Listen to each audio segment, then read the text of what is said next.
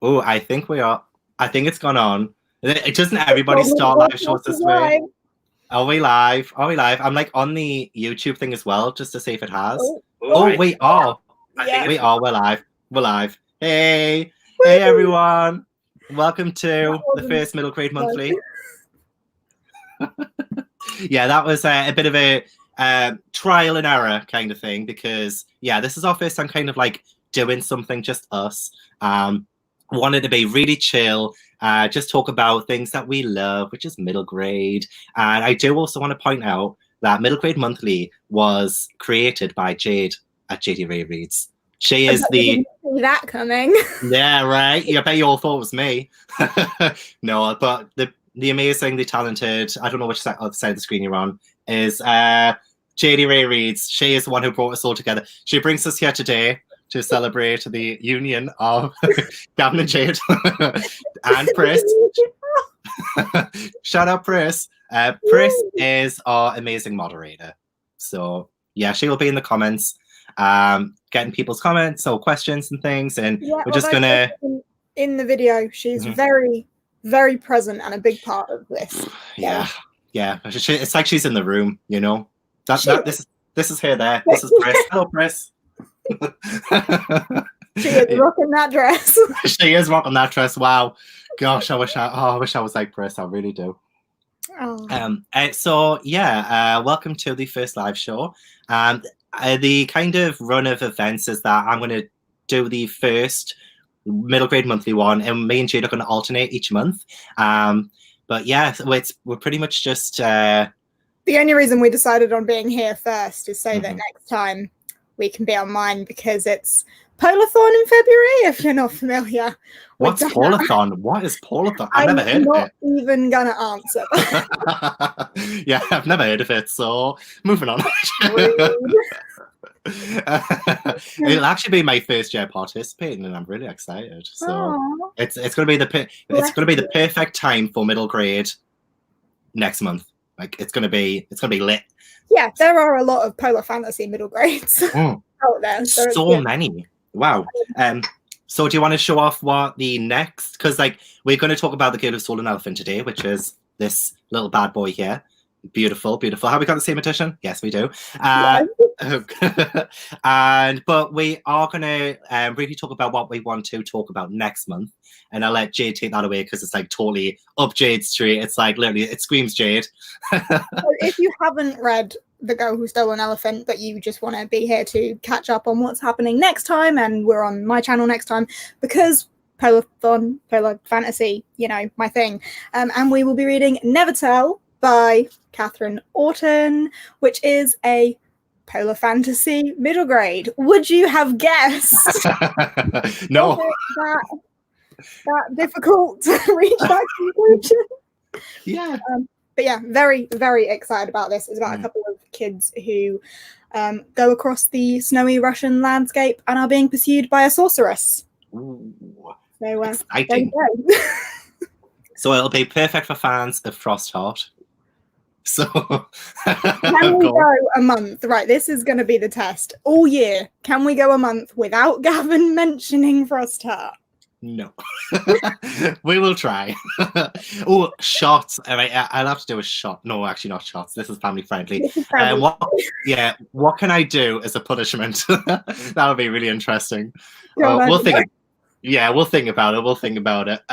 But yeah, anyway, so I because I don't really want to like rush into talking about Girl Who Stole an Elephant. So yeah. You know, we've got all evening. We got all evening. We got time to kill. We got nowhere to be. But no, I just kind of wanted to like introduce that kind of like the middle grade, like how much like we love it, I guess, and just the talking about it on BookTube as well, I guess, would be a good way of like opening up this kind of first ever middle grade monthly. Why Jade chose to kind of create it. Did you see a gap in the market, Jade? I did, for sure. Yeah, it's a huge gap. A huge gap. Everyone reads YA, and YA is great. But so few, prior to Believathon, so few actually read middle grade, and then Believathon which is obviously your beautiful creation because you are also fantastic. Thank you. Kind of opened that up to other people. And I love middle grade. You love middle grade. Everyone here, I assume, loves middle grade. And it's not celebrated enough in our community, I don't think. I agree. And I think almost there's a bit of like, I don't want to say shame attached to it, but like people think that they can't read kids' books. And you can. As an adult, as a teenager, as a young adult, you can still get so much from a kid's book. Enjoyment, the morals, the lessons, etc. You can still get that as an adult from a kid's book. And I don't think enough people appreciate that. 100%. I know a lot of people say, does a middle grade count if you read it like towards like book goals and things like that? But they're so easy to read. They're just like, no. I know, right? Like, oh my God, the amount of middle grade books I've read that has taken me probably a little bit longer than maybe a YA or an adult. It's just, I mean, I guess it depends on the experience or the reading level of like a middle grade. But in my experience, some of the middle grades are like the best ones I've read. Like they open up the imagination. They're kind of like palate cleansers. You know, they are easier to read. Like it's no like Skyward by Brandon Sanderson, you know what I mean, which is like very complex language and stuff, but it's very accessible, and I think everybody can read it, and I think that's like one of the best things about it. So I think in terms of booktube and like people talking about middle grade, is it harder to critique middle grade maybe, or like people scared to talk like if they don't like certain things about a middle grade book? Is it easier to trash YA or an adult book than it is a middle grade book? So not many people talk about middle grade. Like I don't know. That was like. Oh, but then that falls into like negativity culture. People just like to trash things, and because middle grade books are just so wholesome and pure, and you know they are written for children, so they are going to be easier to read, and the language and the writing is going to be easier. So yeah, that's not going to fall into your negativity culture. You can't trash them. Exactly. So like say like Paige, she says our themes addressed in children's books are so beautiful, like The Boy Without a Class. 100%. You know, you get like you learn so much from them, and it was like say for A Boy Without a Class with a Syrian refugee like character in it. Like I never had anything like that when I was growing up. So as an adult, just reading that, it opened my eyes. And I'm 20 something years old. I'm not going to tell you my real age. But 21. There's also like Belle. She gets a lot more from most kids' books than she does other genres. Plus the storylines, some of these books just blow her away. Like genuinely, like agreed. Barbara never read middle grade until Frost Heart, 46, and so enjoy middle grade now. Now. Oh. Worth it. If it gets people like reading middle grade at any age, like seriously, and I think it's important because, yeah, as you said, like some people do feel a bit shame because they're a bit older that they might not want to. Paige, I think people know that they are on the target audience. They have issues criticizing them. It is fair because, I mean, sometimes we don't like a middle grade particularly. It's kind of like we give it excuses like, oh, it's just not written for me, but I read it anyway. So that is like always in the back of my head when I'm reading a middle grade. Like, this isn't really written for me. But I can still choose like not to like it if I didn't. You know, I don't think it's like shame in not liking it even as an adult. So I don't know. As long as you're not liking it because it's not written for you, then that's fine. Like, you're not going to say, oh, I read this sci-fi book, but I don't like sci-fi, so 1 star. Like, it's that same sort of thing. Like, why did you read it? Book, but I'm not 7, so 1 star. Yeah. Well, yeah, that's 100%. Like, you don't just read something going into it knowing you're not going to like it, which I know happens all the time. But yeah, middle grade is the best escapism. Bev, you're 100% right. 100% right. So much that I've been able to escape to. Ingrid also loved that the language is easier because English isn't Ingrid's first language, right? Oh my gosh, yes. Hadn't even considered that, but completely. Yeah. I feel like they're easier to get into because I don't have to stop and look up every other word.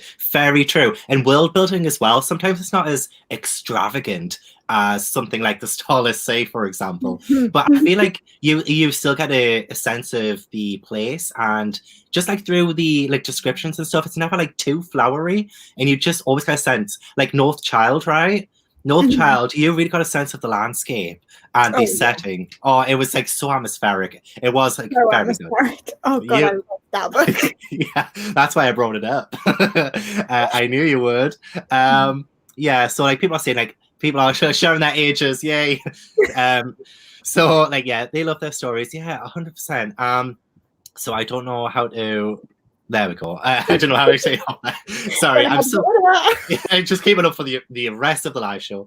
But yes, that's one reason why Jade and I have decided to do a sort of monthly thing. I guess it breaks the boundary between that and just gets it talking a bit more. It's always fun like that, isn't it? Like not exactly like I don't expect like everyone to do it. Like I wouldn't force middle grade on people. But because I know like I like to get like Becca and Ashley and everyone to like read it as well. They're not usual readers of it, but it's nice for them to do that sometimes, I guess. But as Chris has said in the comments, middle grade can surprise people. Becca from Becca in the Books was completely floored by Nevermore. Mm-hmm.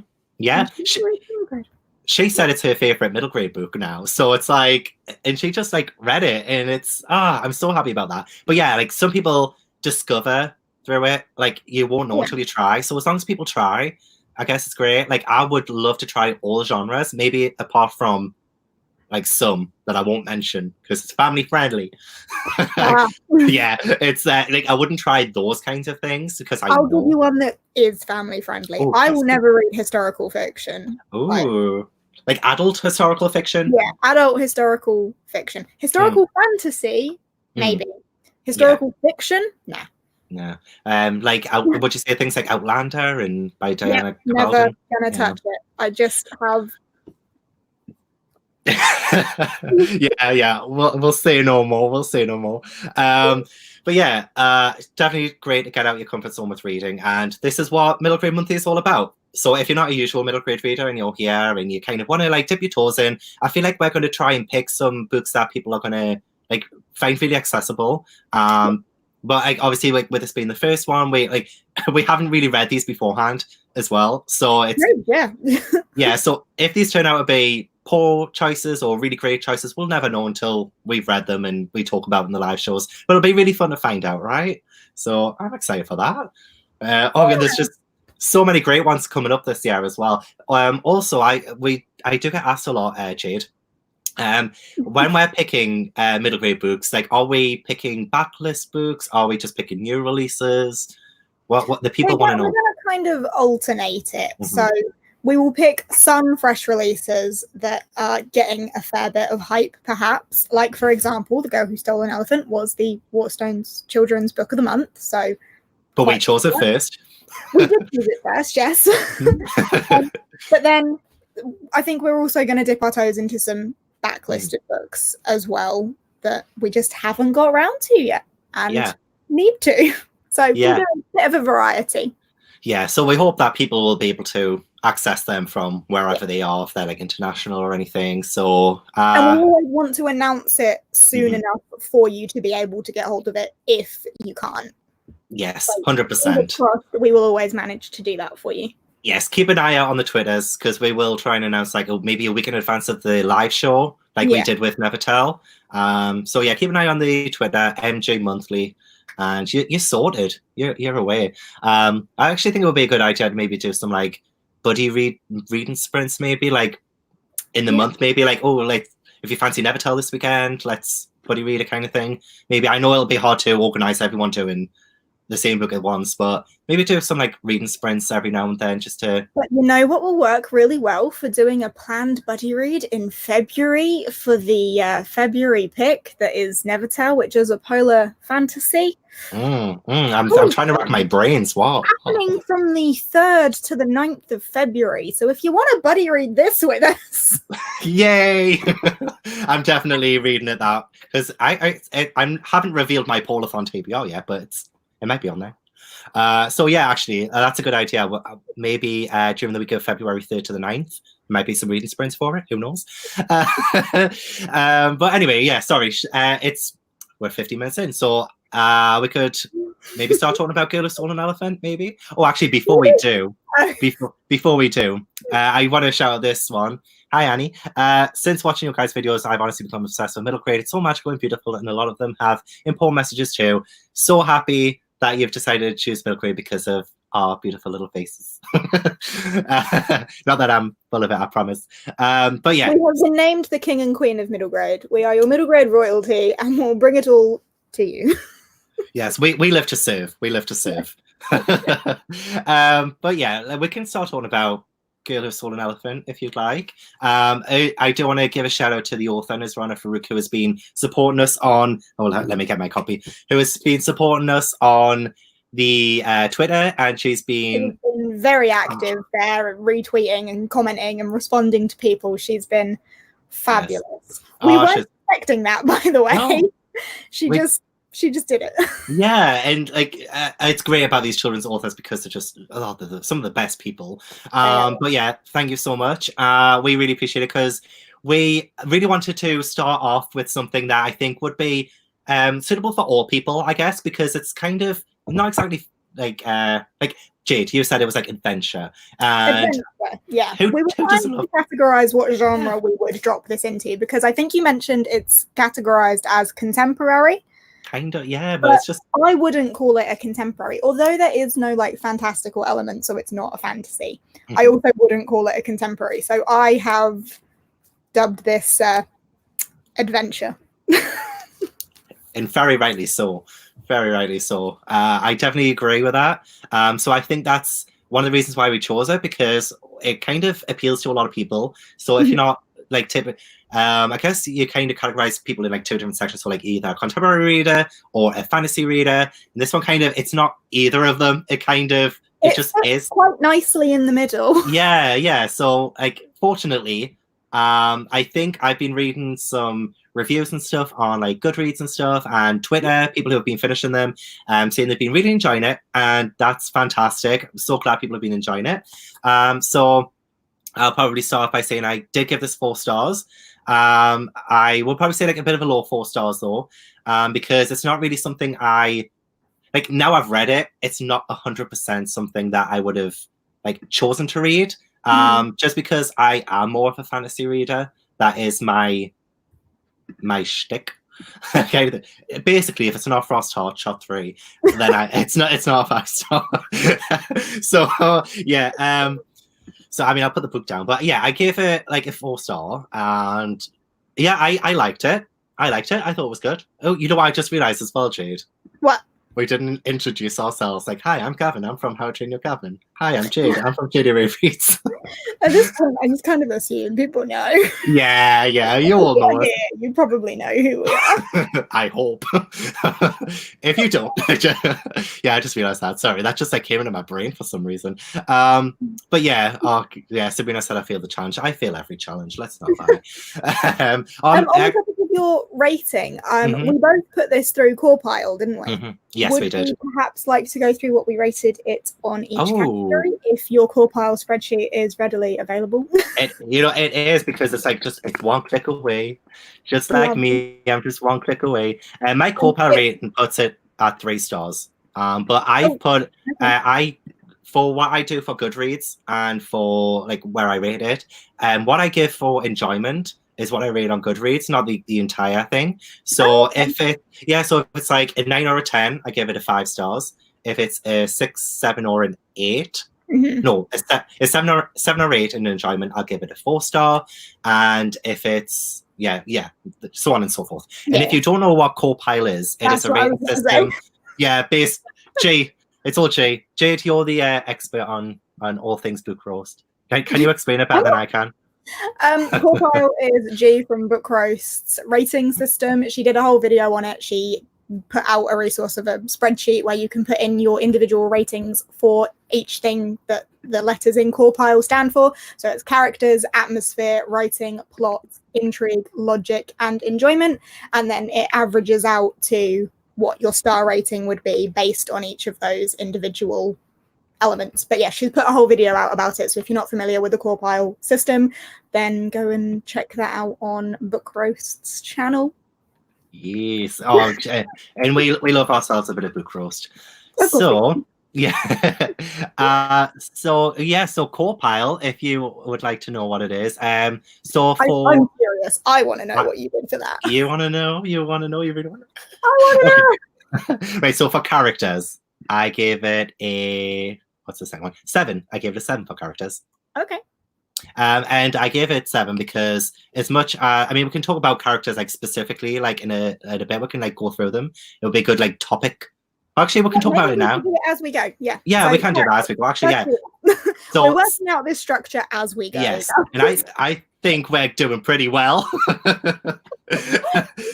So for characters, I gave 7 because I gave it 5 for characters. 5. Oh, okay. Very interesting. Wait, so I know like Chaya as the main character. To begin with, I wasn't the biggest fan of her. I mean, actually, in the first few chapters, I thought, oh gosh, she's fearless. She is doing what she wants. I mean, obviously, she's like stealing stuff. I mean, I thought that was very morally grey because I didn't know why she was doing it. I thought she would have a good reason for it. I just wasn't sure what it was. And then we get to her meeting with Nour. It is Nour, isn't it? There's Neil. Neil is the male character. Neil is her best friend, yeah. Neil is the best friend. And then, Nour, she is the girl who kind of comes straight in and she takes the box that has the Queen's jewels in it because Chaya has, for some reason, stolen them and put them in this beautiful little box that is in a shop that sells boxes. So, I mean, how dare she buy a box that was on sale? Waiting for logic. Oh gosh. But I kid. No attacking. Yeah. No hate. We don't serve tea in this. We serve love. We serve fruit shoots because this is middle grade. I've got some downstairs as well, and I forgot to bring one up. Black currant, of course. Capri Suns all round. Next week we will have them for everybody. But yeah, so I think it was as soon as she and Nour were together, that's when I started to. I mean, I think Nour was supposed to be portrayed as the kind of like antagonist because she's taken something from her that doesn't because she's taken the jewels. Like she's set up this kind of. She's the first like plot device because now what Chaya had planned has gone completely awry. So like she was kind of like the crux in Chaya's plan, and so she was like set up as the antagonist kind of person. By the end, I did end up liking no more. Yeah, maybe even by halfway through, I like no more. But yeah, it kind of for me with Chaya, as soon as Neil kind of took the fall for her. And she started getting really horrible to Nour, and I mean really horrible. I can see why, because she has partly her fault that Neil got caught, but also it was just I don't know. I don't really like seeing kids fight. I mean, they're both 12, I think. I don't really like seeing that because a lot of it came as very immature. She wasn't listening to Nour at all, especially when Nour was trying to give her suggestions and solutions and try to help. I think because of Chaya's ignorance towards her and because she just instantly hated her anyway, she wouldn't open herself up to listen. And I found that really frustrating. And it kept going on and on. And I got more and more frustrated because I was like, look, she's kind of proven herself a couple of times by now. So surely you should be listening to her a bit more. Yeah. But no, it's that wasn't happening until I think literally the last quarter of the book when I think it was a bit too little too late. So that was my hot take on Chaya because I really wanted to like her more. And even when we kind of found out her sort of reasoning for stealing things and stuff to help the community, I think at that point I was just yeah, that's a nice thing to do, but you've put so many people in danger. You've caused so much trouble. To behave the way you've been behaving. Yeah, absolutely. The way she treats people sometimes was just a little bit too she had a lot of growing up to do, and I did like how she grew up more by the end of it.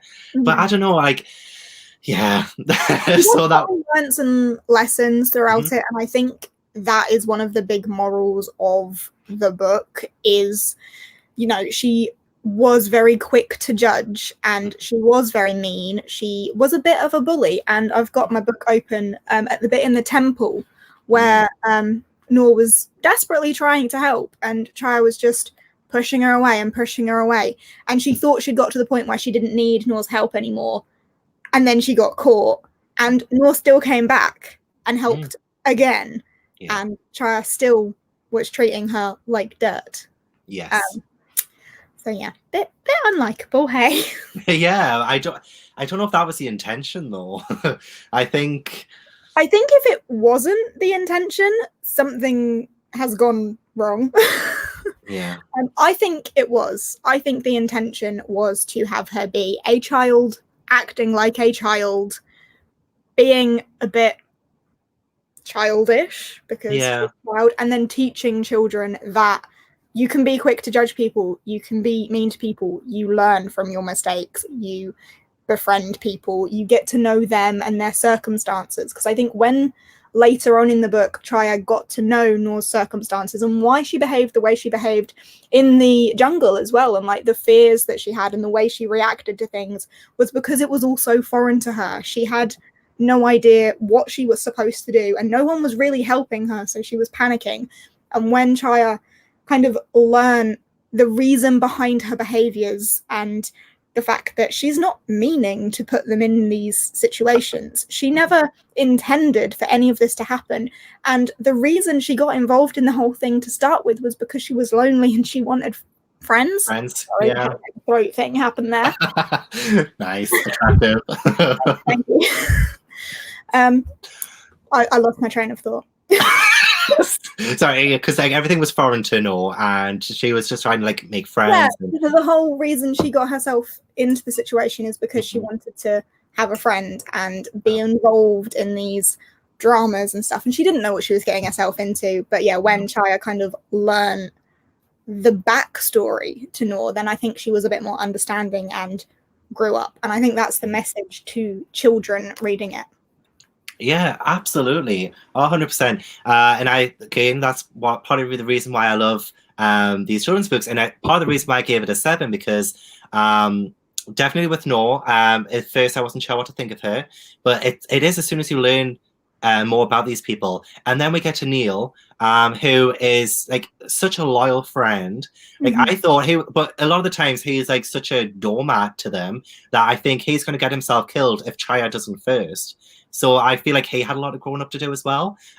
He was so protective of Chaya, and even Nour, like he was trying to get them to be friends a lot, which was a really nice thing. But I couldn't help like noticing how a lot of people are like conditioned to be like Neil, and especially because he was working as an apprentice, he didn't really have like anything to his name, apart from like him being a friend to Chaya. And I think he might have mentioned that once, like or at least he implied that him and Chaya were like she was the only person in his life kind of thing who really cared for him. And I did love like the part of the reason why I really enjoyed Chaya, but like why I also gave it a 7 is because the friendship between Neil and Chaya was just I really liked their friendship. So I think that's why I gave it a 7. I think strong bond. Yeah. Also, somebody in the comments mentioned the elephant. What was the elephant called again? I'm trying to remember now. Yeah, the elephant was the star of the book. But what was? Can somebody remind me what? Oh yeah, yes. Ananda. Ananda. Ananda the Yes, elephant. Ananda. Yes. Oh my gosh. Yes. Now you've mentioned it. But yeah. Oh my gosh. Like, sorry, I'm clicking things now.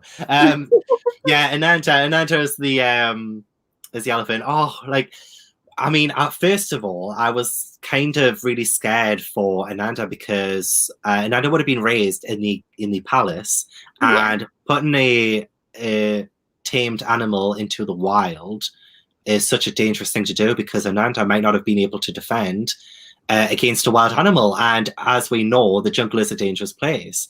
And there were loads of different sound, like, not like, when we talk about atmosphere, I'll get more into it. But like, because I did think it had good atmosphere. I thought like the jungle setting and stuff was really good. But then, yeah, I kind of, it would have been a bit unforgivable if Chaya had led Ananda into the jungle and then Ananda died. I mean, it definitely wouldn't have died. But then again, it is a children's book, and animals die in children's books all the time, or children's movies. So I would have cried. But it could have happened. It could have happened. So I was really put the poor elephant in danger as well. I love that elephant's loyalty. Oh yeah. I don't know why the elephant was loyal to that, but it was. Yeah. And when they needed it, you know, he came back when they were in those dangerous situations. Yeah. And I'm not sure where they got that bond from, because she literally stole him. And rode him for long periods of time. Yeah. Yeah. But still, I mean, the elephant showed a lot of character. And yeah, Chris said if Ananda died, I would have been a mess. I think we all would have been. Like, if any kind of animal gets hurt or dies in a children's book, or any movie or book or TV show, protect the animal at all costs. Like, don't show me that. Yeah. People save the animals. You save the animals. That is the goal. Save the animals. Any other characters who we should probably talk about? There's the horrible king and his sister. Should we wait for that for plot? Should we go? Yes. Maybe plot for that one. Okay. So I guess we covered the kind of 3 or 4 main characters. Main characters. Yeah. So I gave it 7. You gave it a 5. I did. That's correct. Yeah. Yes. Okay. So next we have atmosphere. Okay, and I gave that a 7. I gave that a 7. Yay! Yay! We agree on something. Yeah, I thought it was really good because sometimes in the jungle, things were described, like say like a particular species of flower or plant. Sometimes it would be given the like official name and sometimes an explanation, which I found really informative, and I liked it made it feel a bit more real. But then I was also enjoying the overall atmosphere. So as the kids were going through this jungle, obviously it's really dangerous, and at nighttime, and they also have the king's guards chasing them. I thought that was rather tense, and anything could have happened. Feel that tension in it, like the vibe was there. Yeah. Like, you did feel very on edge when they were on that journey through the jungle. You had the noises almost of the nighttime jungle and not being able to see through the surroundings. Like, it felt very enclosed, a little bit claustrophobic. Yeah, 100%. But yeah, it was very daunting. Yeah, like we were just as blind as the characters were. We couldn't really see beyond, and if there was a sound somewhere far off, like that was rather like, I wouldn't say I was ever scared, but I was concerned about these kids' safety, and of course Ananda. So it was just, that is one of the aspects that I enjoyed about this. Was I love jungle adventures. I love things like the Dora the Explorer movie. I found that so awesome. Honestly, don't knock it till you try it. I haven't seen it. Oh, you should. What a jungle adventure that is. I love it. But also just like anything that takes people away from the comfort zone. I don't usually I don't think I've ever really been in the jungle before. So no. Yeah. So to be able to experience it in like some capacity and to take me away from, like, as we say, like children's books are sometimes escapism, and we choose them to kind of like escape the real world for a sec. So it's also why it shouldn't be classed as contemporary, like for me personally, because it took me away from real life. But with the jungle, I really enjoy the jungle. I love the jungle. I want more books like The Jungle. I really want to read The Explorer by Catherine Rundell as well. Really good setting. Yeah, jungle setting. The Explorer. Catherine Rundell? You don't know? Oh, no, I do know that one. Sorry. No, it's okay. It's okay.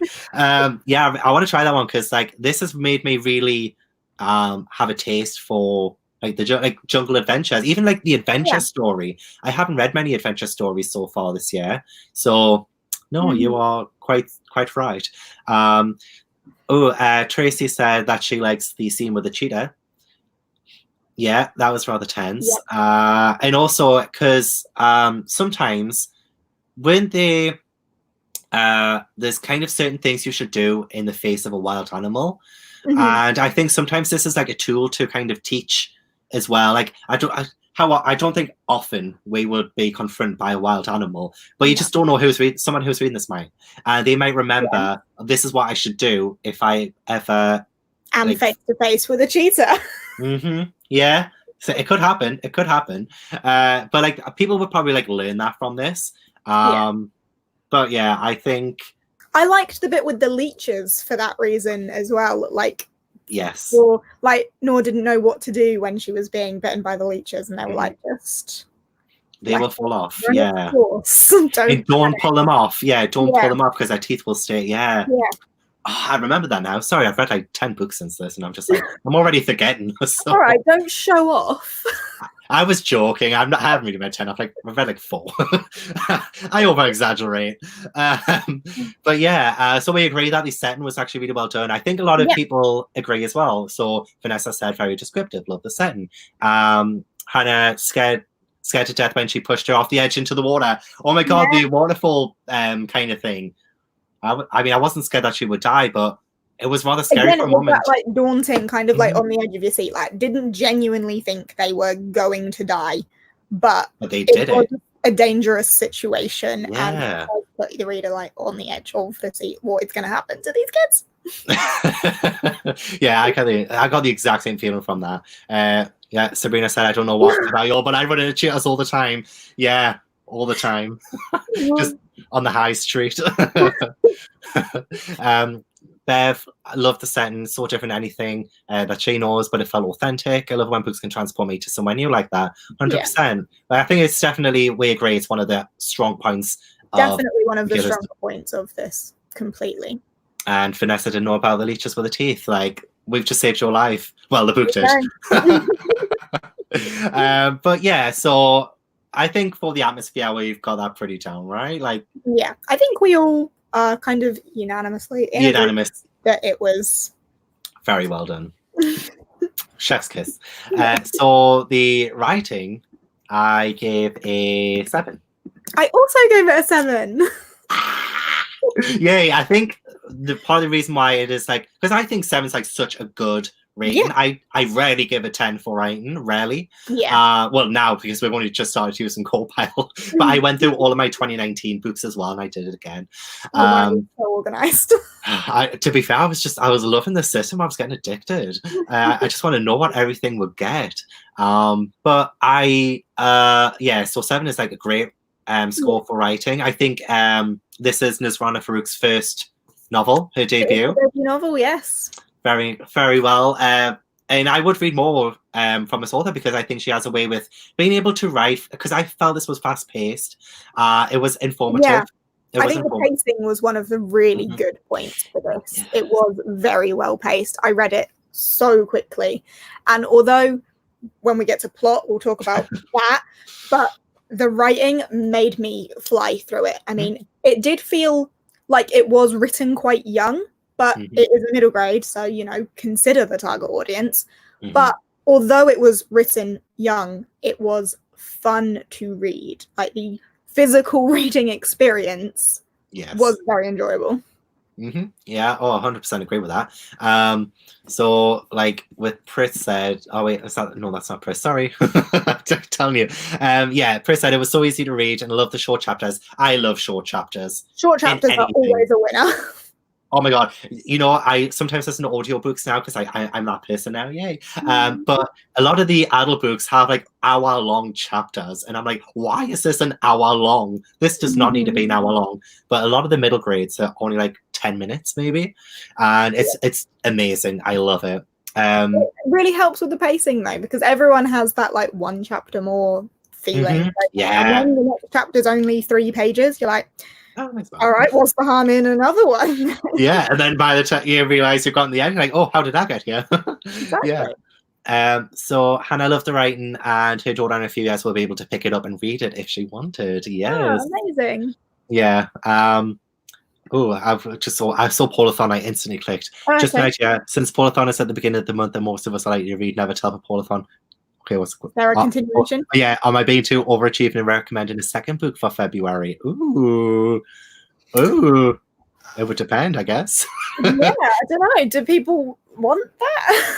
Yeah, like Don't want to put too much pressure, you know. No, yeah, and we'd wanted to be able to discuss, you know, like in depth. Ooh, yeah. Well, let us know what it is. We're intrigued now. You've piqued our interest. But yeah, Belle, love short chapters, easy stopping points, and Chris agrees. It was writing young, but didn't bother Chris at all. Excelente. That's what I love about this. Like sometimes I do read like something that maybe might be a bit too young for me, but I'm like, this is like I got through it so quickly anyway. It's like it's nothing really. Like I love the Worst Witch books, and they're really young. I've never read them. I mean, even if you read them today, like I know I grew up on it, so I love it. I don't know if you'd enjoy it that much because I think it does come across as really young. But I love it. I love it so much. But yeah. Okay, actually, some people are saying that read too. To be fair, middle grade books are short, but you know. Yes, except for maybe Northchild. Oh, Northchild. Yeah, that's a great thing. To be fair, Never Tell is I think nearly 400 pages long. Never Tell. It's like 300 longer than the other. This if we had done 2 books this month, fair enough. Yeah. But, yeah. So what's next after writing? Oh, intrigue. Oh no, it's not. It's plot. Plot's next because it's co-piled though. Where's the P? I was thinking it was co-isle. Co-lipal? Co-isle. It sounds cool like that though. I like it. So plot. I gave it a 5. I gave it 5. Shut up. Shut the front door. Yeah, I give the plot a 5. I think plot is where we're going to have the most to talk about. I don't know how to go about it. It was fast-paced. The action kicked off pretty quick. I think my first tab in this was that there are immediate high stakes in the plot. Like immediately we're straight in there with the robbery. Like you're thrown right into the plot, which is fantastic. It gets you straight into the action. No fifth build up that we didn't need. We're there. We're in it. The plot has kicked off immediately.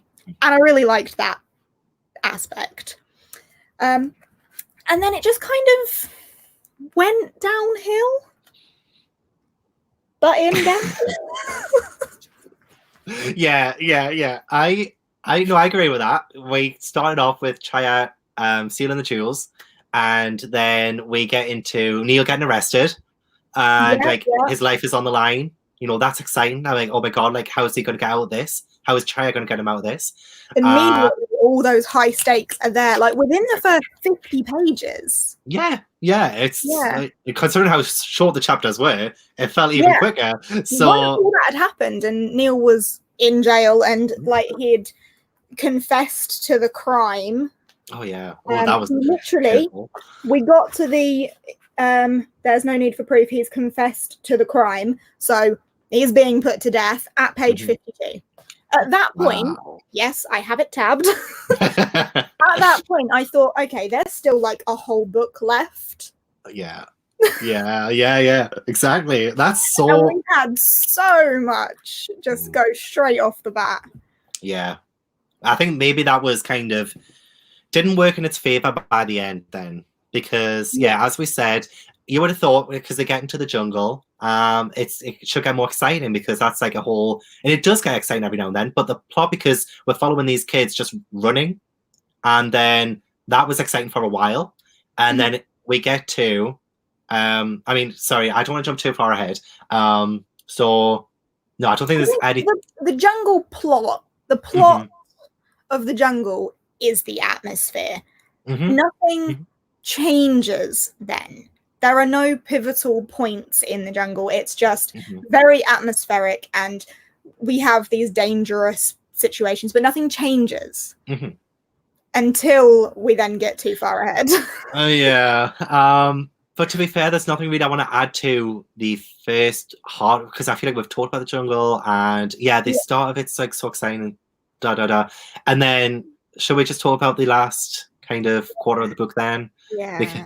Right. So like just in context, there is sort of like a revolution going on in the background because the king is a tyrant and apparently he has a brother who's long dead. But actually another thing I loved actually was when the brother turned out to be the sister. That's very good. Yeah. I love that. Good plot Yes. twist. So even up to that point, yeah. Spice Girls. So even up to that point, and that was like quite late on in the book, actually, I think by this point. It was still, I was still really enjoying the plot. I thought, we're gonna have like a female come in and get rid of the male tyrant, and it was gonna be so empowering. Preparing for like epic battle. Mm-hmm. Yeah. Okay, so then our characters bump into kind of outcast or outlaws or kind of thing, and they get taken to the camp. They meet her, and and then it kind of tried to overthrow the king. Yeah, but then they do it in like 20 pages or something like that. So like, fair enough. Maybe not even that. But yeah, we thought like because that's such a huge thing. You don't just like kind of overthrow a king, but like that is like such an exciting idea. Like, I would love to see this. We do see it. Just not in the way I was getting. Get to that. They go to the village to try to explain to the villagers, like, we're going to overthrow the king. You don't have to live like this anymore. And then accidentally set fire to the whole place. That was a bit of a curveball. And unnecessary, I think. It would have been better if they had persuaded the villagers and we did get the revolution that we wanted in the battle and the satisfying moment of them successfully overthrowing the king. But no, they set fire to the place. Everyone hates them. They run off again. They're about to get put to death. Bish, bash, bosh, done. And then, so everybody hates them. And then it gets to like that kind of like trial.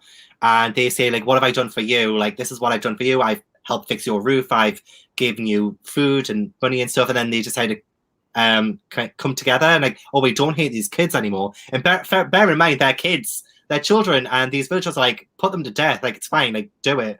We hate them anyway. It's like, that was a bit weird. But then, it's their trial. Even the king's sister, she's there, and she's kind of, I don't know, I was expecting a bit more of a confrontation there with the king. It was just way too easy. Yeah. So, let's just speak about the elephant in the room, not the other elephant. I love that line. She literally just goes, "Oh, hey, it's me, your sister. I know that you're not good at this job. Give it to me." And he's like, "Okay." That is like the best way of putting it. Yes, 100%. Too easy, too quick, and it just wasn't satisfying because it didn't feel like anything that they had done had actually helped get to this point. No, because it circled around for such a long time. We've been following them on this journey, and then I just think, by then, like a lot of their actions just didn't add up by the end. Like, I love it when a book has characters making decisions like early on, and those decisions are like sort of almost like consequences at the end, but it will help influence the plot towards the end. I felt by the end it really didn't matter if these kids lived or died. I mean, not that I wanted them to die or anything, but like if they weren't there, I think it still would have happened. Like it would have happened as things would have went up in flames and stuff like that. I think it would have happened differently, and I kind of wanted to have seen it happen differently. So I was kind of wishing that the kids weren't there to begin with, just so I could see the revolution. Because when you hear revolution, you think torch of pitchforks and some kind of battle. Down the palace and there was no storming. They were already inside. There was no storming. They were already there. They were invited by the king himself. They were escorted onto the premises. Yeah, they're like, hey, you want to offer me? Be my guest. But yeah. Come on in. We'll give you an audience. Yeah, so I think, yeah, the main issue with how this turned out was that it had too quick and easy of an ending. Though even if it had just been mentioned that there was like some kind of struggle or battle, like it wasn't even alluded to, it was just sort of given to the king's sister kind of thing. Like he knew he was like surrounded kind of, but surely he has an army. Surely he has some kind of influence and power. I don't know. Oh, are you looking for a quote? Is there something? I couldn't tab anything because it was too quick. Yeah, pretty much. You want. The book is how many pages long? Let me just get my page numbers out. 247 pages long. And at page 237, the king is saying, "What are you waiting for? Take them away, put them all to death." So within 10 pages. 10 pages. I didn't put that into context. 10 pages.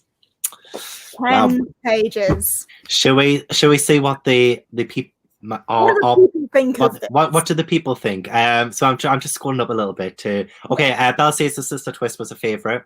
100%. And I thought that was like probably the last amazing thing to happen, and then after that it was went up in flames. So two of us can make these jokes.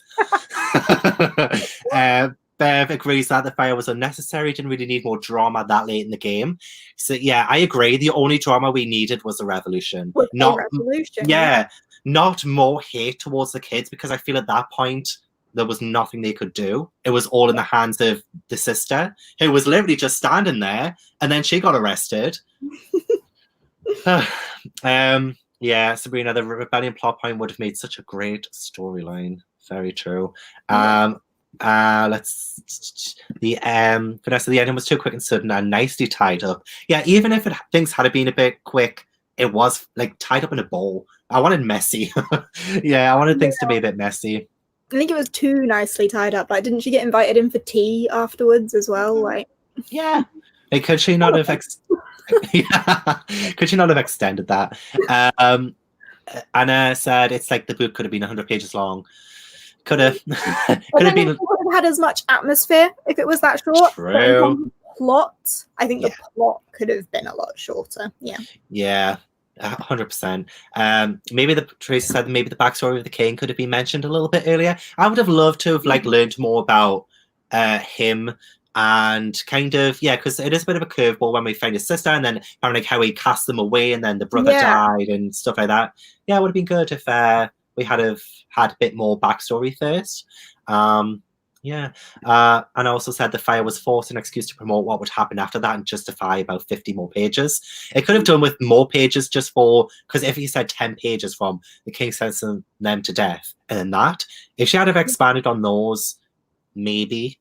I don't know. It's like it's tricky at this point because what's done is done. At the same time, sorry, just going back on my own point, it is a children's book, and would expanding that have then got into far too muddy political ground that then wouldn't have necessarily impacted the intended audience as much. So you think we've only been given a window into the things that maybe children, the target audience, are more interested in? That's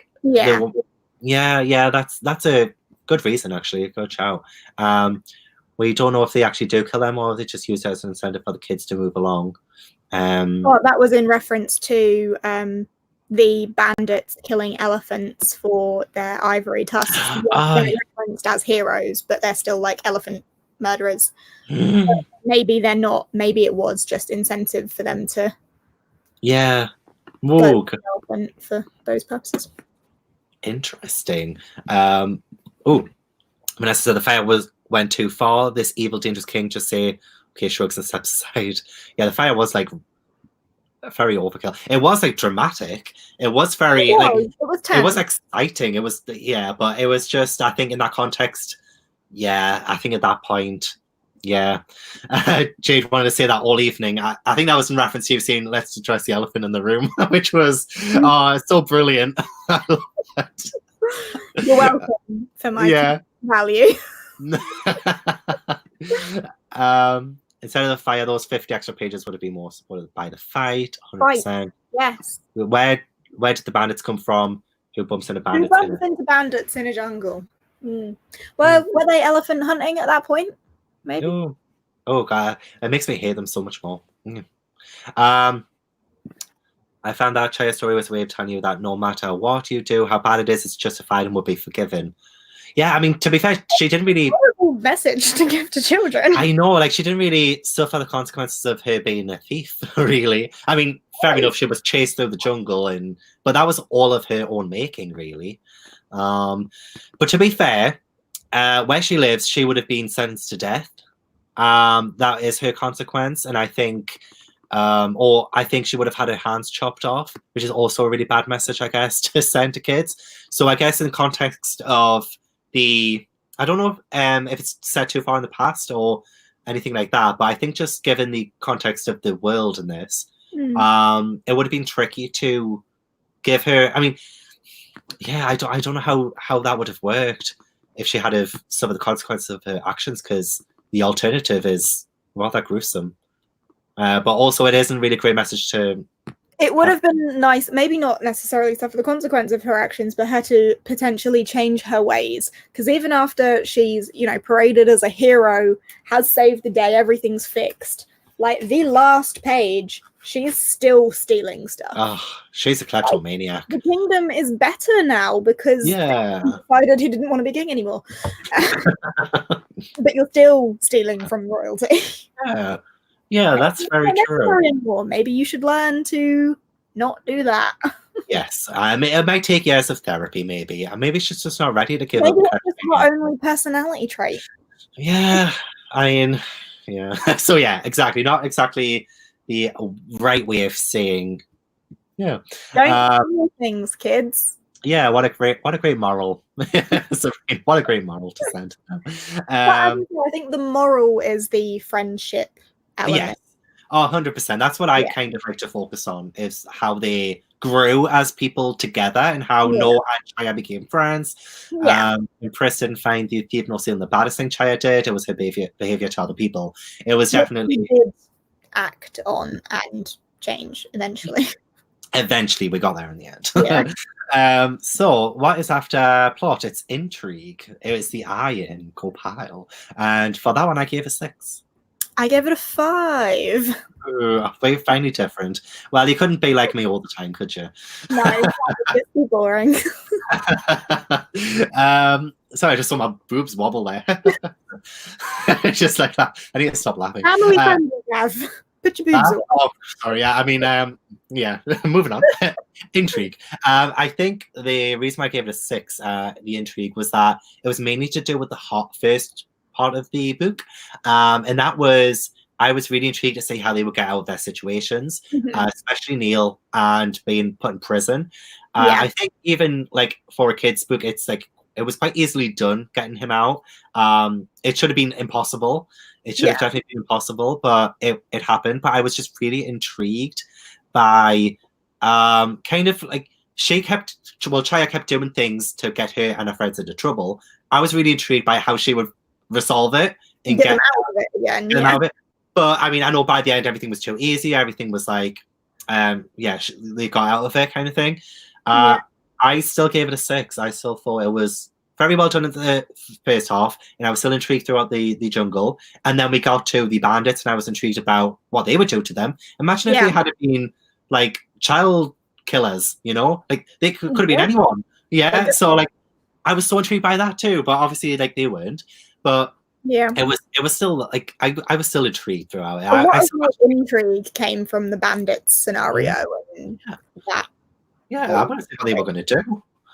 Yeah, the curiosity was for sure there. It just didn't come to a satisfying answer. Conclusion, and I think that's what it comes to, is like being satisfied by the end. But yeah, no, I totally get that. Sabrina says they could have been cannibals and eat them for dinner. Now that would have been a different kind of children's book. That would have been a different sort of story. It would have been. I know a lot of very horrific adult books that won't even touch that kind of aspect. But Move on. yeah, move on. Let's go on to Logic then. And I think I gave that my lowest rating. I gave that a 4. I gave it a 3. Oh, I'm so nice. You're not. You gave so you gave it a 3. A 3. There was so little logic. But on the flip side of that, it's aimed at children. Do these children just not know what they're doing ever? Maybe. But as a reader, the logic throughout it was just very miss. No hit here. That's the way of putting it, isn't it? I was confused by most choices they made, including going with the bandits, because you're right, they could have been cannibals. Yeah, even from the beginning, like, why did you put the jewels in the box? What's your logic? In a shop that sells boxes. Good idea. It just wasn't. It wasn't. So many like bad decisions, and definitely mostly made on Chaya's part. And because she's our main character, we see things like through her. So if she isn't making good decisions, it reflects on exactly on how the story goes and why we give plots like a bit of a low rating. Because she definitely affects the plot, but yeah, the logic was and of course going back to the end, it just didn't make sense for the king to just. The logic of that ending was not there at all. Like even the prison break thing, like they're 12-year-olds. Yeah. I know that people would underestimate children, and I think that kind of comes across as well. Like when the god said, "Oh, it was a young girl who came and stole the jewels," and nobody believed him because she's just a little girl. She won't take the jewels. She isn't smart enough or clever enough to do that. Well, I kind of liked that they underestimated her and she proved them wrong, but it didn't make a whole lot of sense in the general. Because I think she used that whole "they underestimate me" thing, and it might be why I gave it a 4 instead of a 3, like you.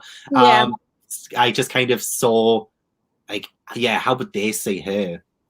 And so, like, she would get away with a bit more, just because of her, like, social status, her gender, and she was like, her social status is something we haven't actually touched upon much, but with her father being who he was, she would have had privileges. Yeah, but it didn't. It never really seemed to come across. Like what I kind of also liked about Chaya was that she never came across as sort of like came across as a bit spoiled at times. Fair enough, but she's new to the era. She's like trying to like worm her way into like friendships and stuff. Like she doesn't know what to do. So that's her trait to begin with. But yeah, Chaya didn't really show any sense of like being better than anybody else. Apart from Nour, she's at a point that just because her father was who he was, it didn't mean that they got any real special treatment. That he got to be the voice of the village. But she still got to go to the bank things. Yeah. To all of these people in higher places. Yes. So there's that. So it's also her because she would get away more because she's the daughter of him. So people would think, he's trustworthy, he's reliable, his daughter must be. So I think that definitely worked in her favor too. So what do the people think? It just makes me think of that Les Miserables song. Do you hear the people singing the song of anger? I don't know how the song goes anymore. Also Sabrina, because they're hella sexist. Yeah, it's definitely a reflection of the. I don't know when this is set though. I don't.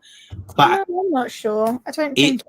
Even if I don't know, I don't think it is either. But even if it is set in the present day, which to be fair, it could be.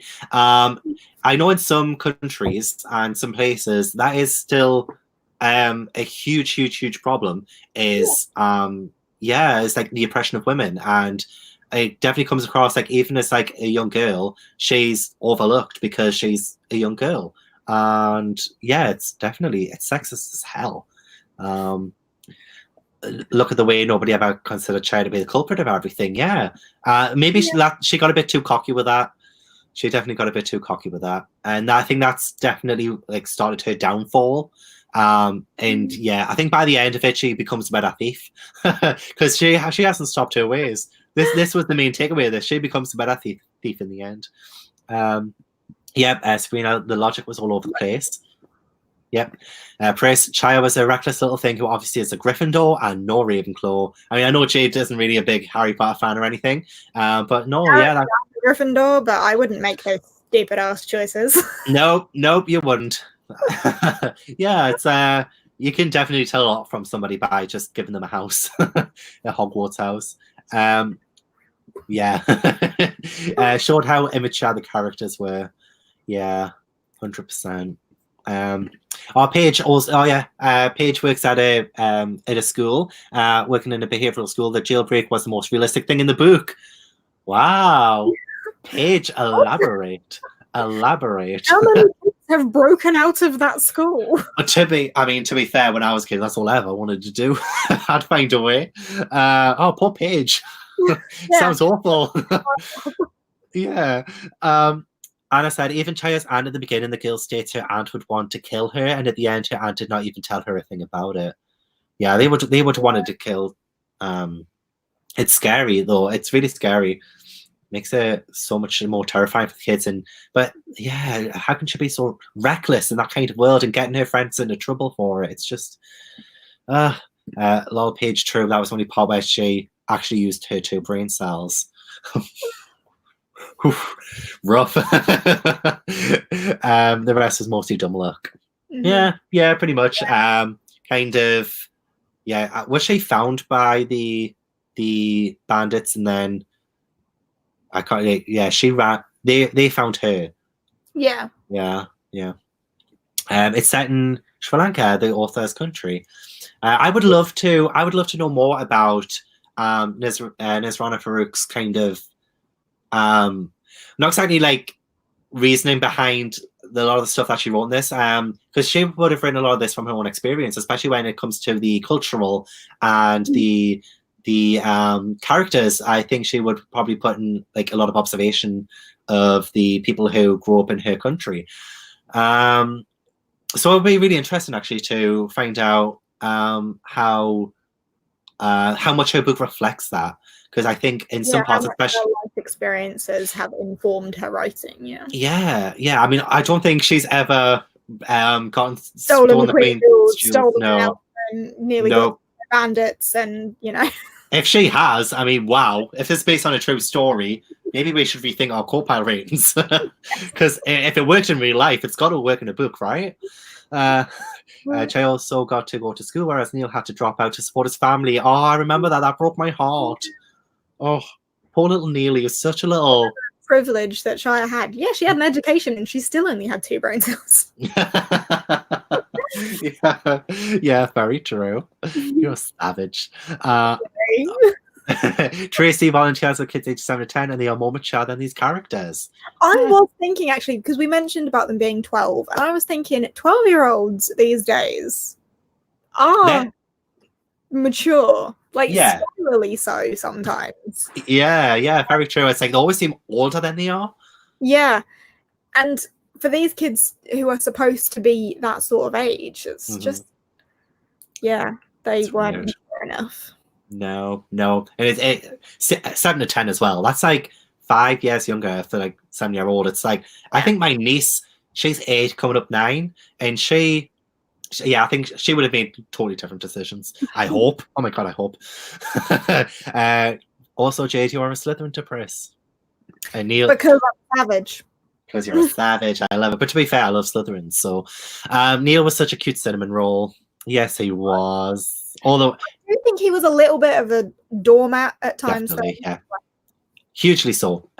Too much. I wish. Sometimes I wanted to scream at him and shake him and be like, "Please think for yourself. Put yourself first, please." But I mean, it is nice of him. But at the same time, yeah, he was going to get himself killed. For that reason, though, I felt like he had very little development, though, because he was Mhm. doormat. His one character trait was would do anything for Chaya. yeah, pretty much. And then eventually Nour as well. Yeah. So that was quite nice. But then, that's him doing something for others. Like, what is Yeah. what is him? He? Yeah, what makes Neil Neil? Yeah. Maybe, yeah, I don't know. But maybe because he had to kind of give up his childhood to work to support his family. Yeah. That is Neil. Yeah. Anyway, sorry. Carry on. No, it's all good. It's all good. So that brings us on to the last part of the co-pilot, and that's enjoyment. And as I said, I give 4 stars if it's 7 or 8, and I give it a 7 because even I love it. Also, like being able to talk about middle grade books like this. It definitely brought out a lot of conversation. I really enjoyed going through the jungle, and that is like the saving grace for me is the jungle and the elephant and stuff. So I gave it a 7. I probably rated it way higher than you. I only gave it a 6, so Not too bad then. A bit below you. Yeah, I think the atmosphere and that jungle bit majorly bumped that up for me. Because as we've already discussed, there were bits that let it down. But I read it in one sitting, so clearly something about it had hooked me. Probably the fact that this isn't gonna work. Okay, maybe it is. Yeah, it proved us wrong. It made us believe in the impossible. That's what it did. Oh, how heartwarming.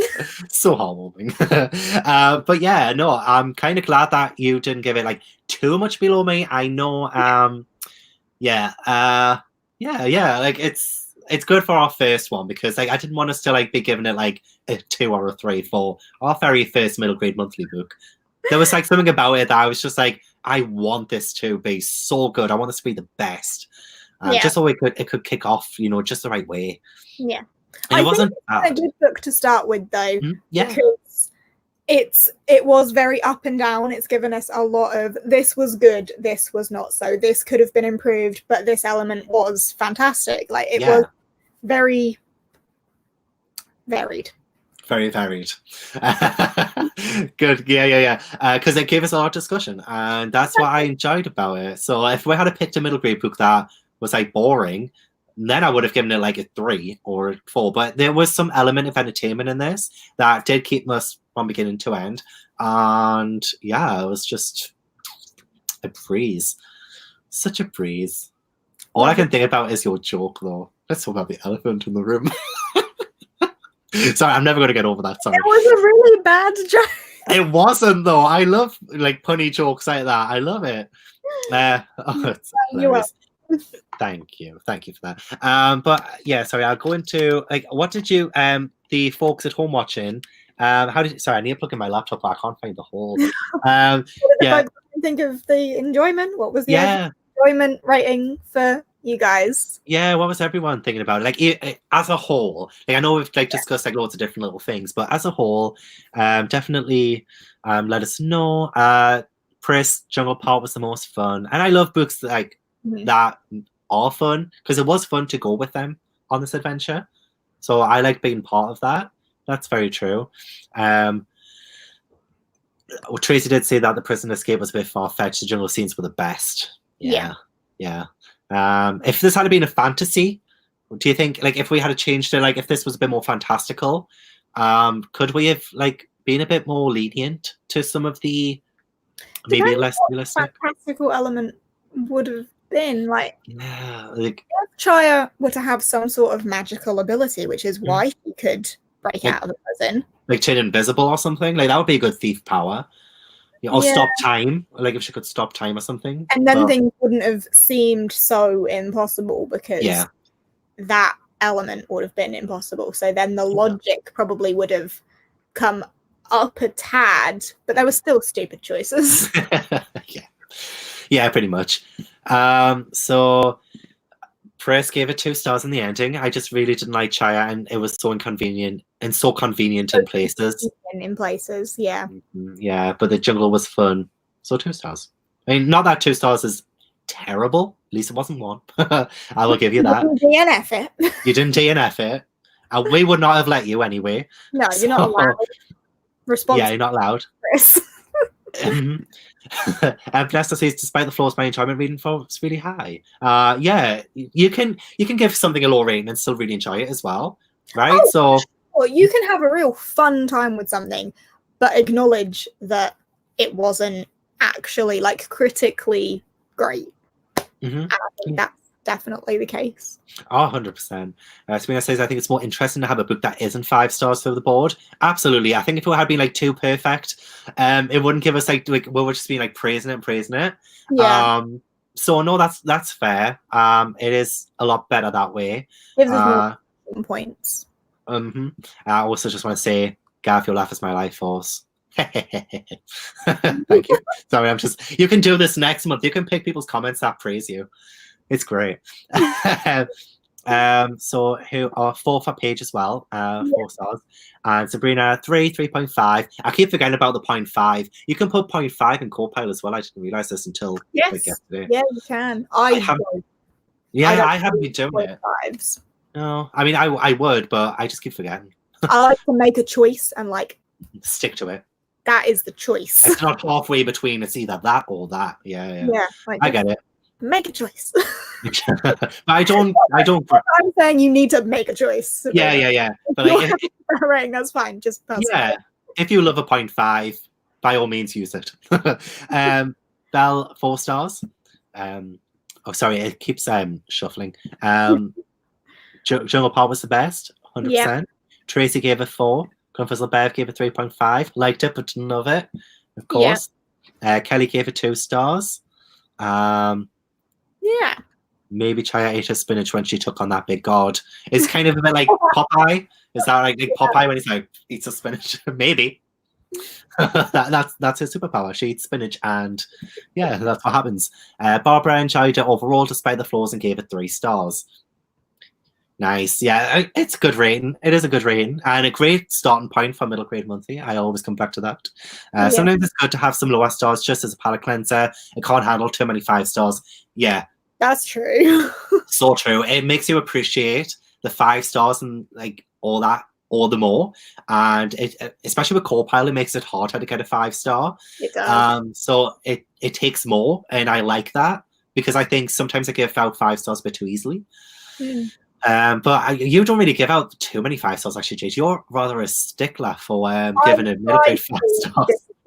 Yeah. Last year I gave out 25 of them. Wow. How many of them were middle grade? So many fantastic books last year. Like, it wasn't because I was less lenient on my rating. It was because I read so many good books. Yeah. Standard was there. 8. Wow. Yeah, that's such a difference. And I bet you none of those were like middle grade books as well, like the 8. Probably none of them were middle grade. No, none of them were. This year was the first year I gave a middle grade book 5 stars. Well, apart from City of Ghosts, and yeah.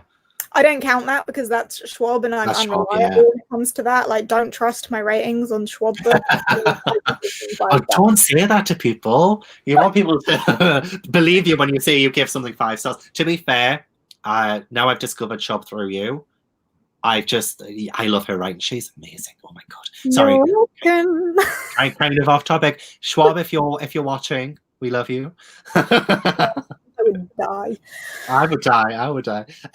Sabrina, wow, thanks for the call out. So I'm giving it 3. Sabrina, that's really not what I was trying to do. I hope you didn't take that personally. Slytherin. It's all good. It's all good. Barbara gave it 3 as well. Awesome. Tracy O'Neill it was Robin Hood and Popeye mashup. Yeah. I never would have thought that until Tracy said 100%.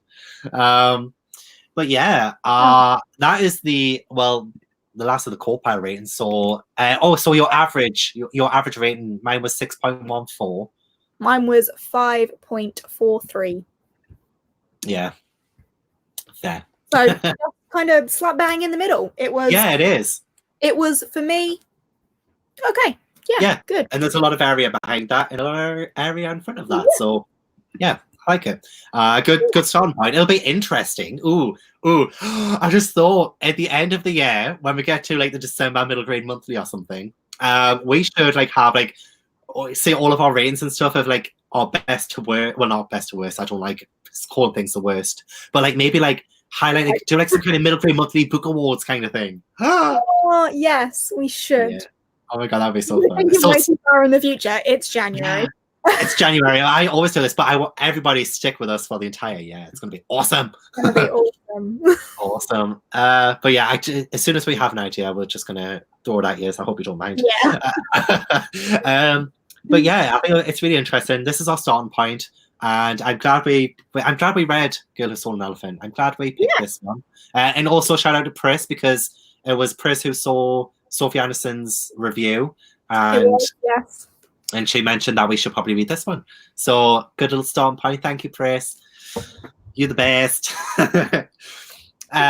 So yeah, I don't know if you have any last things to say about last minute comment questions. Yeah. Oh yeah, does anybody have any questions about?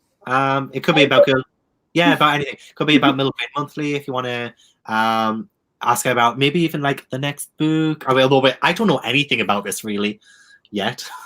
Yeah. I think they escape a prison. They escape a prison camp. Another prison break. Yes. Wow. They love doing that in children's books. And they journey across the snowy Russian landscape, pursued by a vengeful sorceress and her pack of shadow wolves. And again, it is a debut from Catherine Orton. Yay. And she's been really supportive as well on Twitter. She has already, yes. So I can't wait to talk about this with you guys. I'm so excited. As soon as we saw this cover as well, I'm sure we mentioned last year when we first saw this, we were like, oh my god, we need this book. This and a few other books as well, but like this one was one of them. Oh my gosh. I'm so excited that we've chosen it for this next one as well. I just want to read it now, but I can't. It's Polathon. It is perfect for Polathon, giving away your TBR, I guess. Yeah. I want to say as well, like Pris, yes, follow the Twitter, MJ Monthly. If you have any questions during anytime, me and Jade and even Pris have access to that as well. And we will, as soon as we see your question, we will answer it straight away. Or as often straight away whenever we see it. Yeah, whenever we see it. Sorry about that. I've got like so many different Twitter accounts now. It's like hard to keep up, but I will do that. Don't you worry. So Anna says, "Are we always going to meet on a Saturday Eve?" It works perfectly. Well, yeah. If it continues to work, I think maybe the last Saturday of the month is typically maybe good. Depends when it will clash with Read Rate Review, because obviously that also on Saturday. End of every second month. But I think, it'll either be the last or the one prior to the last. We will definitely keep you updated on that. But I think we will keep it same time, pretty much the same time, because a lot more people can tune in that way. But yeah, well, if it continues to work, then perfect. It's worked out this time. Read Rate Review is on a Friday this time. Yes. It's on Friday the 31st. It is. So it was perfect. We will definitely make sure our schedules. I think we will try to keep it to a Saturday if we can. Yeah, we like consistency. Wow. Yeah. So is Believeathon happening this year? Also, what is Believeathon? How dare you? How dare you? Believeathon is like the event of the decade. So it is. I don't want to announce anything too early. I'm going to do a proper announcement, probably in March. But I'm so excited. It's going to happen in May, 2 weeks, and it's going to happen in November again. So, but yeah, I'm going to do some rejigging. I've got some things are changing. Like there's going to be some major changes. And I'm excited. No, I'm excited. But it's going to be changed up a bit. And huh? You tease. I love to tease people. That's what I do. So yeah, Fia also likes Saturday Eve as well. That's absolutely great. Can't wait to talk about next month's live show. Such a great debut. We try. So Chris has also put like details as well for Never Tell in the comments, like any links if you need to buy the book or if you can check it out from the library. That would also be awesome. I don't want you guys to always have to like buy new books for this. If you can, try and get it from the library. Even check out like Kindle daily deal. Well, I don't know about daily deals, but sometimes it can be like quite cheap on Kindle. So yeah, check that out. Oh yeah. It might be on Scribd. I'm not sure. Ooh, is it? I want to check now. Let's check if it's on Scribd. Oh, the audio book is on Scribd. Oh my gosh, you can listen to it for free. So, well, you have to pay monthly for Scribd, of course. Unless you have it Scribd before, and then you can get a trial. Exactly. And I'm sure you can... like a link to promote that, just... Yeah. You can use the trial. I think you get like 2 months free. 2 months free. I think if someone has a referral code, you can do 2 months free, but the normal trial is 30 days. Yeah, well, I'm sure... who has a referral link? Anyone who has a referral link for Scribd? I think to you. Yeah. I don't.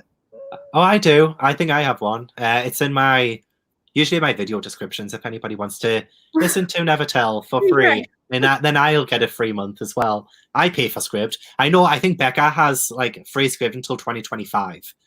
What? She has, yes, because so many people use her link. Now, like, how dare you? I pay for it. Which, to be fair, I don't mind too. Do you pay for it as well? Yeah, 2025, the sneak.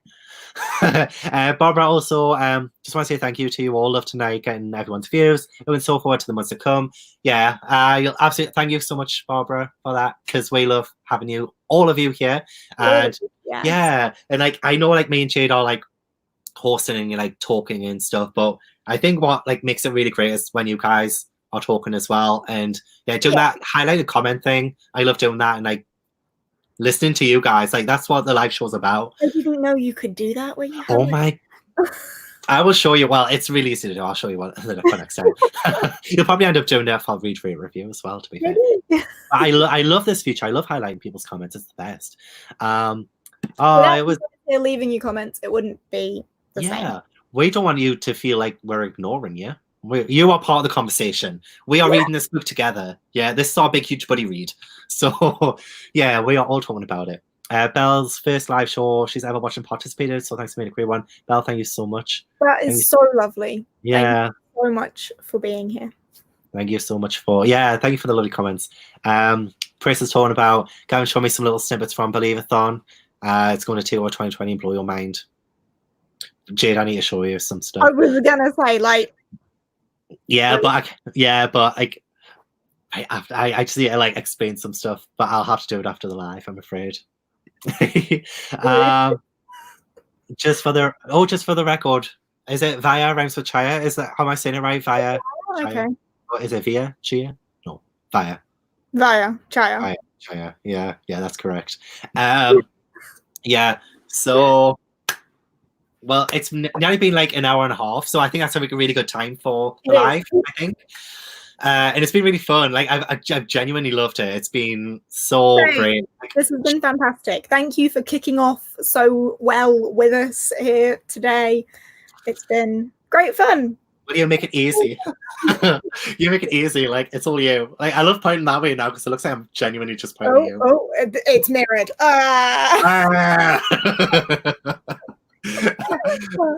That's hilarious. Vanessa, thank you. Gavin, Jade, and Pris. Yes, shout out Pris. Thank you so much for moderating. Pris will always be our moderator. She will always be in the comments. As a very active part of this, although she face may not be here, but she's very actively involved in this. So much. Thank you so much, Kelly. Thank you, Pris. It's lovely with you as well. Thank you all. Thank you, Belle. Thank you, Via. I know it now. Don't forget to follow the Twitter MG Monthly. Yes. So even though we will be saying goodbye in a minute, we never have to say goodbye on Twitter. It's hilarious. It's never goodbye. It's never a goodbye. It's always a hello or a see you later. But yeah, thank you so much. And just like thank you everyone for tuning in. Have a great week. Thank you. Until we meet again. Until we meet again. Thank you so much for tuning in. And so excited for Never Tell. More info on Twitter. Do Paulathon. Yeah, as well. Shout out Paulathon. But yeah, I think that's pretty much it then. So we will say goodbye and thank you for coming. Yes, thank you very much. Bye-bye. Thank you. Bye.